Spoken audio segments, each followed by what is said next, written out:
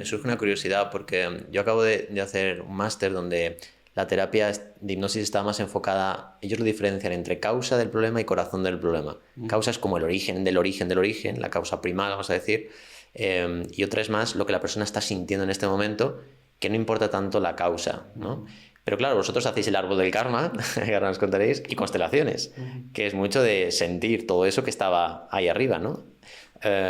¿Cómo lleváis la mezcla? Ahora nos contaréis un poco en qué consiste cada una, pero la mezcla de, por un lado, poder explorar las causas y al mismo tiempo quizás no darle tanta importancia para sentir eso que está pasando, ¿no? Por ejemplo, una persona a lo mejor que quiere dejar de fumar, la causa principal es que sus padres fumaban y hizo ahí una introyección o lo que sea, pero ahora lo está utilizando para tapar la ansiedad, simplemente. Entonces, eso sería como el corazón del problema, ¿no? Entonces, ¿cómo acompañáis entre estas dos diferencias? Porque hay muchas veces que nos obsesionamos con las causas, ¿no? Y es como, a veces esa causa era necesaria. ¿Cómo lo llevas tú esto, Adri? Pues muy bien. Lo llevo muy bien porque me gustan las dos vertientes. Entiendo, soy muy fan de buscar las causas. Por mi historia personal y mi tendencia busco mucho los porqués y los orígenes. Entonces, esa parte del árbol, que es la parte que más me corresponde a mí, digamos, hay mucha indagación. Y luego hay una parte del momento presente y de ver cómo está la persona. Y esto creo que la parte de constelación va más al corazón, como dices tú. Entonces, lo llevo muy bien porque me gusta mucho la combinación. De hecho, desde que combinamos estos dos métodos, incluso yo en sesiones individuales también combino ambas, siento que está mucho más equilibrado. Y que das por una parte de dónde viene y ahora es ¿y qué haces con esto? Entonces no se queda solo en de dónde viene, que es mi mamá no sé cuántos, ni solo se queda con el qué pasa ahora, porque si te centras en el qué pasa ahora, hay una parte que pierdes el darte cuenta de cuál es el origen. Qué bueno, qué bueno. Y contarnos un poco, por ejemplo, las constelaciones, que se ha puesto muy de moda porque ha habido, al parecer, una serie de Netflix que lo ha petado, ¿no? Que está muy ahora en boca de todos. Me parece flipante, de hecho. Vosotros trabajáis con muñecos, ¿no? Con las constelaciones, pero no sé si también haces constelaciones grupales con personas y demás. Que cada persona pueda jugar un rol de otra persona familiar al que está consultando, lo que quiera consultar, sin tener ni idea, y que lo haga a la perfección. ¿En qué se basa todo esto, Marta? ¿Cómo es posible? Bueno, ¿Qué magia hay ahí? Las constelaciones familiares, mira, llegaron a mí pues, después de terminar la carrera. Yo hice trabajo social y tuve un profesor que estaba muy metido. Y dentro ya de trabajo social empezó a hablarme de las constelaciones familiares, ¿no? En un sitio de la universidad, que supuestamente llegan aspectos científicos, aparece, ¿no? Esta herramienta.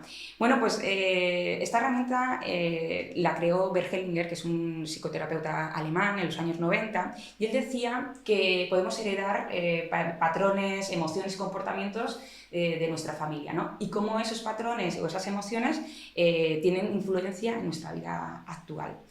Dices, ¿no? Preguntabas, ¿por qué? ¿Qué es esto, ¿no? De que por qué la gente puede sentir o percibir, ¿no? Sensaciones pues, de generaciones pasadas de una persona, ¿no? Bueno, se basa sobre todo en lo que se llaman los campos de resonancia o campos morfogenéticos, que hablaba ya Rupert Sheldrake, y él hablaba de que hay una información generacional que se transmite, ¿no?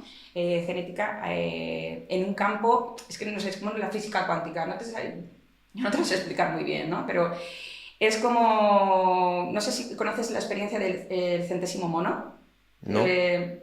Bueno, pues os se contaba, ¿no? Que había una investigación en donde había unos monos en una jaula y se le había puesto pues, la comida, los plátanos encima de esa jaula. Cuando iban esos monos a coger los plátanos, pues se le hacía una descarga. ¿Vale? Sí. Entonces, bueno, al principio, digamos que todos los monos que llegaban a esa jaula intentaban instintivamente coger el alimento. Vale. ¿De acuerdo? Entonces, había un segundo momento que ya cada vez que llegaba alguien nuevo, el grupo pegaba al que intentaba coger los plátanos. ¿Por qué? Porque sabían que iba a haber una descarga, ¿no? Empiezan a haber una sabiduría. Y llega un punto en el que ya empiezan a desaparecer ese grupo y empieza a traer un grupo nuevo. Y el grupo nuevo ya no hace un intento de coger los plátanos, ¿no? Entonces dices... Es que eso es muy fuerte, ¿eh? O sea, ¿cómo es posible que la información, porque es lo que dices de los campos mórficos, está todo ahí, ¿no? Está todo ahí y bueno, este hombre lo intentó científicamente demostrar, pero está siendo muy difícil. Pero es verdad que hay algo, ¿no?, en el que ahora mismo, que no estemos haciendo, hay una constelación familiar. Es decir, hay algo, ¿no?, de lo que tú traes resuena conmigo y lo que trae Adrián, ¿no? Y si quisiéramos estar abiertos a ello, pudiéramos, ¿no?, conectar no solo con nosotros, sino con nuestras generaciones, ¿no? Y eso, por eso, da igual que sean las personas o sean los muñecos los que nos vienen a traer un mensaje, ¿no? Y el mensaje que lo llevamos dentro de nosotros, pero es algo inconsciente, invisible, que solo se puede visibilizar a través de este espacio, ¿no? Es que es maravilloso, es que es muy fuerte porque, bueno, tú y yo hemos estudiado el árbol, Adri. Sí. De hecho, estuvo por aquí Mariano también. Y, claro, es que estamos siendo a veces fieles a historias que... Claro, aquí hay una pregunta que os quiero hacer, cómo lo veis vosotros, porque por un lado nos tenemos que responsabilizar de todos nuestros sentimientos, nuestras emociones, nuestras actitudes, pero por otro lado también tenemos que saber diferenciar lo que es nuestro y lo que no es nuestro, ¿no? Y yo he visto casos de gente, incluso lo comentaba en el podcast de la hipnosis, que en generaciones y generaciones mueren por enfermedades o incluso accidentes de tráfico porque esa cosa que pasó no se solucionó. Y es como que se queda ahí esperando a que alguien de la constelación familiar, alguien de la familia lo solucione, ¿no? ¿Os encontráis mucho esto de los patrones repetitivos?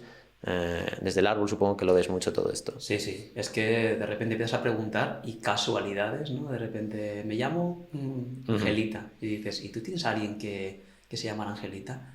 No, que yo sepa, no. Oh, espérate, mi bisabuelo. Ah, la llamaban Angelita. ¿Y cómo era? No, pues es verdad que le iba muy mal en los amores y vienen por un mal de amores y dices, pues mira, hay veces que no te lo explicas, pero hay coincidencias en fechas, estilos de vida, lo que se llama el guión de vida hay veces que se repite, y hay mandatos que aunque no hayas percibido directos, tú no conoces a tu tatarabuela, pero sí que ha dicho, hay que tener mucho cuidado porque si saben lo que pensamos nos pueden matar. Y esto va a ver qué dirán, y se va filtrando y va llegando, entonces sí hay muchas resonancias y en el árbol se ve muy bien. Vas preguntando y van llegando... Para la gente que no sepa, ¿cómo explicarías el árbol del karma? ¿Qué es esto del árbol? Vale. Porque claro, esto es extenso, ¿no? Pero Sí. ¿cómo lo definirías así en breves palabras? Bueno, voy a usar la definición de Mariano, que es el Sí. que nos enseñó, ¿no?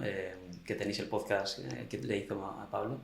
Pues un test proyectivo que ayuda a la gente a entender su historia familiar. Yo siempre hablo que es como una vista de pájaro de tu historia. Entonces queremos conocer y entender cuál es su background y cuál es su origen. Entonces, con diferentes preguntas, el resumen del árbol para mí es lo que dice Pedro de Juan, dice más de Pedro que de Juan. Entonces yo te pregunto por tu familia y por el mundo y me vas a hablar de ti, sin darte cuenta. Entonces es una especie de resonancia entre tu interior y el exterior.